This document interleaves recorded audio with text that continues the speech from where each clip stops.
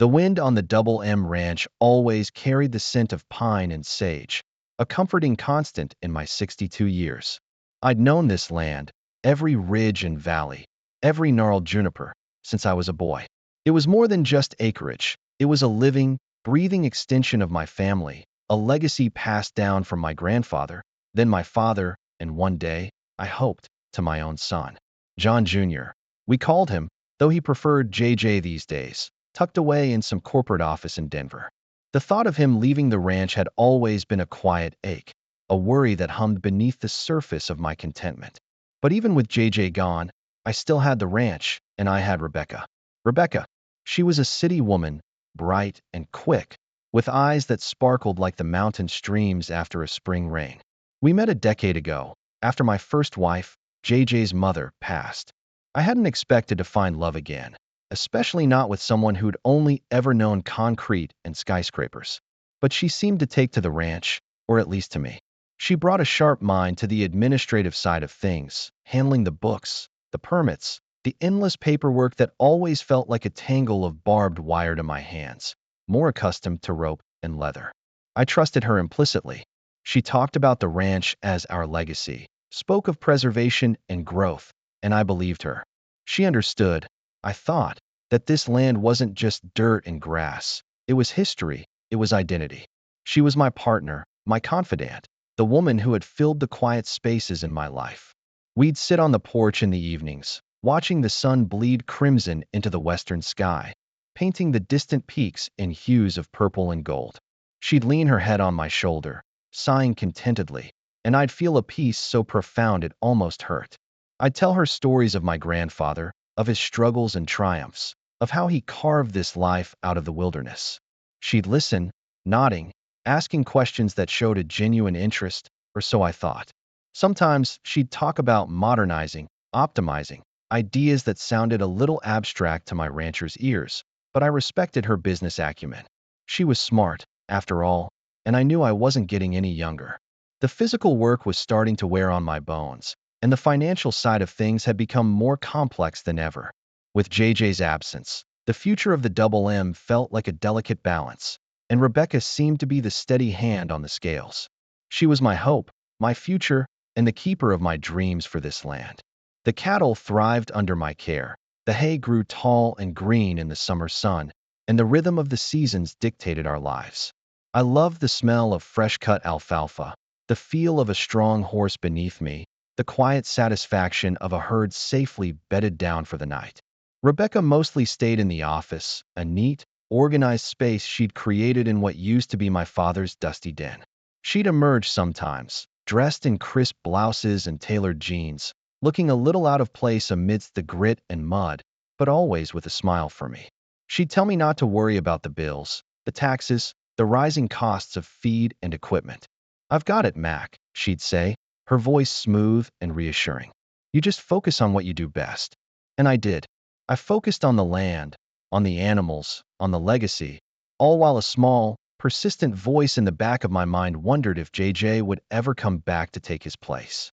But then I'd look at Rebecca, see her dedication, and the worry would recede. We were a team. We were family.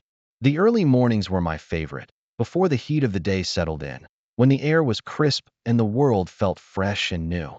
I'd ride out, sometimes for hours, just checking fences, watching the herd, feeling the pulse of the ranch beneath me. It was during these solitary rides that I'd sometimes catch myself thinking about the future, about the subtle shifts I'd noticed. Rebecca's trips to Bozeman had become more frequent, always for meetings or supplies, though the supplies rarely materialized in any tangible way that I could see. She'd started taking calls in hushed tones, sometimes excusing herself to another room, a habit she'd never had before. When I'd ask about it, she'd wave it off. "Just business, Mac. Nothing for you to worry your head about."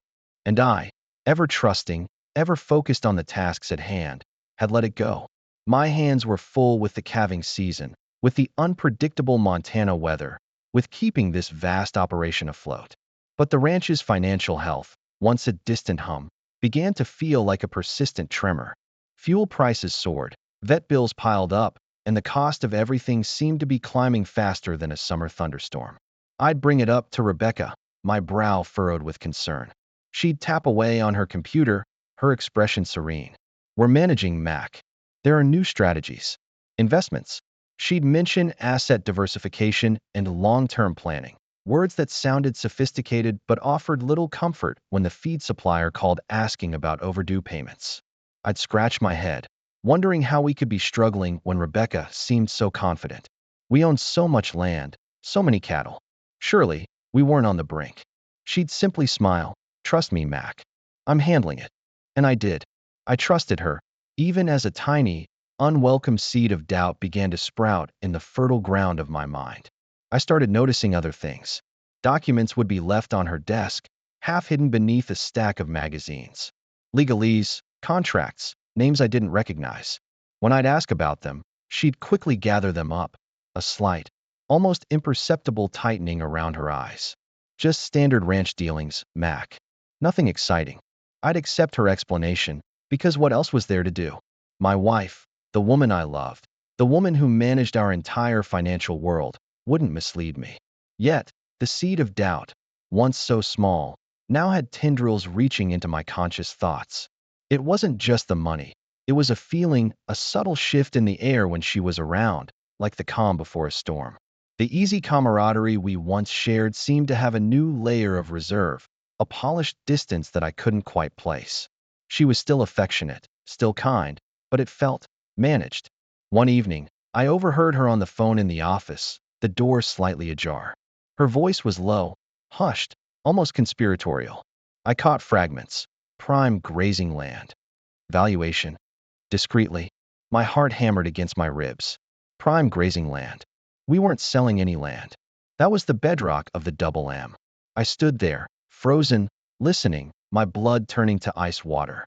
Then, the phone clicked, and the door opened. Rebecca emerged, a bright, practiced smile on her face.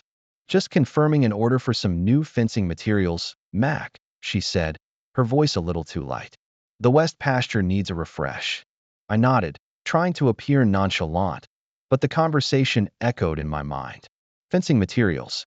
She'd never called about fencing materials before. That was always my domain.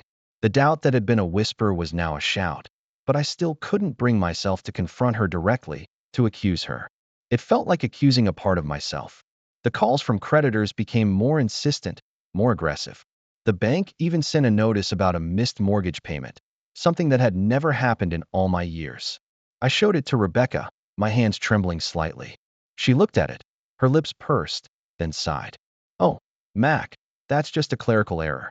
I've already handled it. They're so inefficient sometimes. She picked up the phone, made a quick call, speaking in that smooth, confident tone.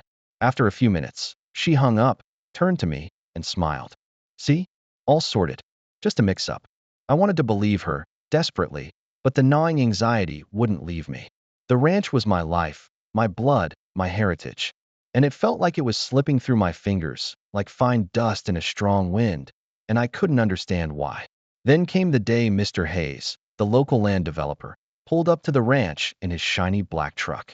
Hayes was a smooth operator, known for buying up struggling family farms and turning them into subdivisions or commercial properties. I'd always politely but firmly rebuffed his inquiries over the years. But this time, he wasn't here to make an offer. He was here, he said, to clarify some details. He got out of his truck, a file folder tucked under his arm, a look on his face that was a strange mix of professional courtesy and genuine discomfort. Mac, he began, his voice a low rumble. I think we need to talk. About the double M. About some agreements that have been made. My stomach dropped. Agreements? What agreements? I tried to play it cool, to feign ignorance. I don't know what you're talking about, Hayes. The double M isn't for sale. Hayes shifted his weight, his gaze steady. I understand that's what you believe, Mac. But I've been negotiating with your wife, Rebecca, for several months now. She's been representing herself as having full authority to act on your behalf. We've even got preliminary agreements, easements. He trailed off, pulling a stack of papers from his folder. My eyes scanned the documents, my name staring back at me, scrawled in a shaky imitation of my signature. My blood ran cold. Forged. She had forged my signature. On agreements to sell my land. My land. The prime grazing lands. The very heart of the double M, marked out on maps I'd never seen. The world spun around me. The pieces of the puzzle, the hushed calls, the secret documents, the financial woes, they all clicked into place with a sickening finality. It was like watching a slow-motion car crash, realizing the driver was someone you loved. When Rebecca returned from town that afternoon, I was waiting for her in the office. The forged documents spread across her desk like a deck of cards laid bare.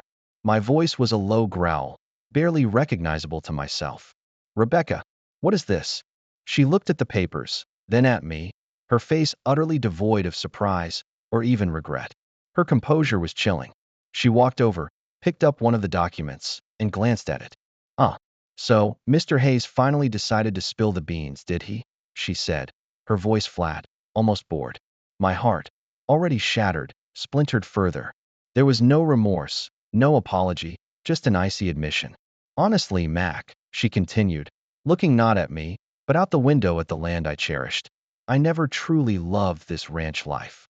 It's dirty, it's endless work, and frankly, it's beneath me. She turned to face me then, her eyes hard and cold, like chips of glacial ice. I saw the potential, though. This land, Mac, it's worth millions. Millions. You were too sentimental, too stuck in the past to see it. So, I did what needed to be done. She admitted to forging my signatures, to using the ranch's financial struggles as leverage, to cutting a deal that would net her a fortune. Her plan, she explained with shocking candor, was to finalize the sale, walk away with her millions, and leave me with the worthless remaining acreage and a mountain of legal trouble. I was going to leave once it was all done, she said, a faint, cruel smile playing on her lips. You wouldn't have even known until it was too late. Just another old rancher who couldn't keep up with the times. My world crumbled. The woman I had loved, trusted, shared my life with, had been systematically dismantling my legacy, planning to leave me with nothing but dust and despair. It was a betrayal so profound. It felt like a physical blow, leaving me gasping for air in the quiet, dusty office that had once symbolized our shared future. The days that followed were a blur of shock and raw, guttural pain. It was as if a vital organ had been ripped from my chest, leaving a gaping, bleeding wound. But beneath the despair, a fire began to kindle, a cold, hard resolve. She wouldn't take my land. She wouldn't desecrate my family's legacy. I might be an old rancher, but I was a fighter, and the double M was worth fighting for. I contacted a lawyer, a sharp, no-nonsense woman named Sarah Davies, who understood the land and the law. The legal battle was brutal, a draining, soul-sucking ordeal that pitted my raw, honest love for the land against Rebecca's calculated greed. Every discovery, every deposition, felt like another twist of the knife. We uncovered bank accounts I knew nothing about, shell corporations, and a web of deceit so intricate it made my head spin. My friends, my neighbors, the entire community watched, first with shock, then with sympathy, as the sordid details of Rebecca's fraud unfolded in the local papers. Public scorn became her constant companion. The legal fees mounted, a staggering sum that threatened to consume what little liquidity I had left. There were times I wanted to give up, to just let her have it, to walk away from the pain. But then I'd ride out into the fields, feel the sun on my face, smell the familiar scent of sage, and remember why I was fighting. This wasn't just about money. It was about honor, about generations of sweat and sacrifice. During one particularly dark evening, my phone rang. It was JJ, my son. He'd seen the news, heard the rumors, and finally, he'd called. His voice, usually so detached, was laced with concern. He said he was coming home. Not for the ranch. Not yet, but for me. That call, that simple act of coming back, gave me a renewed surge of strength. It was a lifeline in the stormy sea of legal battles and emotional wreckage. Rebecca, meanwhile, fought tooth and nail, denying everything until the evidence became insurmountable. The judge saw through her carefully constructed facade, recognizing the malicious intent behind her actions. The verdict, when it finally came, was bittersweet. We won. Rebecca's fraudulent agreements were nullified, preventing the full sale of the prime grazing lands. The core of the Double M Ranch, the heart of my legacy, was saved. But the cost was immense. I lost a significant portion of my savings in legal fees and a settlement to Rebecca, enough to buy her silence and avoid a lengthy criminal trial. Though her reputation was in tatters, her ill-gotten gains largely seized or tied up in legal repercussions. She left Bozeman, ostracized, her dreams of millions evaporated into thin air. I was financially bruised, my spirit weary, but the land was still mine. And then, JJ arrived. He didn't come back in a suit, but in work boots, ready to learn. He didn't say much, just started helping, quiet and steady, watching my movements, asking questions about the cattle, about the irrigation systems, about the soil. We started small, selling off some of the outer pastures that were less productive to cover remaining debts and invest in sustainable practices. It was a leaner operation, more focused, but it was ours. Working alongside my son, teaching him the rhythms of the land, the subtle language of the herd, felt like a rebirth. We spent our days mending fences, repairing equipment, planning for the next season. The silence between us was no longer a chasm, but a comfortable space, filled with shared purpose. He listened to my stories of the ranch, not with polite interest, but with genuine curiosity, seeking to understand the legacy he was now becoming a part of. The pain of Rebecca's betrayal still lingered, a scar on my heart, but it no longer defined me.